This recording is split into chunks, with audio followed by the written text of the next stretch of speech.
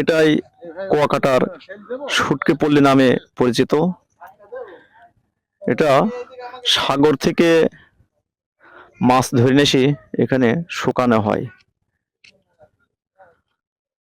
গাড়িটা ইঞ্জিন বিকল হয়ে গেছে, এজন্য একটু ঠেলা দেওয়া লাগছে। এই শুটকি পল্লীতে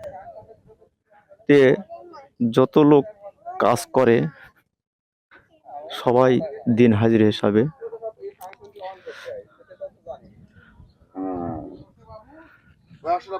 এখান থেকে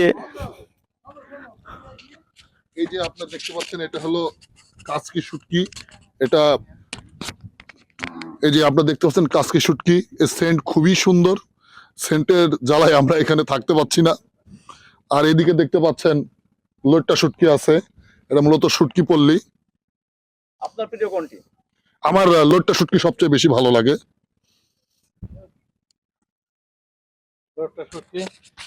হ্যাঁ, ভাই পরিচয় দিলেন যে তার প্রিয় মাছ কোনটি। তার প্রিয় মাছ লোট্টা শুটকি।